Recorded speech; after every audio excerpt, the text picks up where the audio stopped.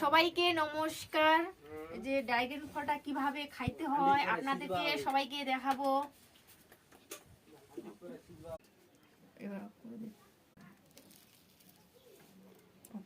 নিতে হবে, এভাবে ছোট ছোট পিস করতে হবে। বাড়িতে আবার দেখো আপনারাও স্বাদ পাবেন খাইতে। এই যে পরিমাণে নুন দিলাম, আর একটু দিতে হবে লঙ্কা,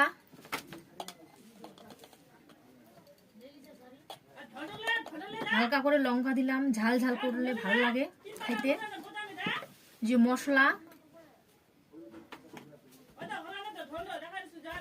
যে মশলা দিলাম, এবার দেখুন তেল দিলাম,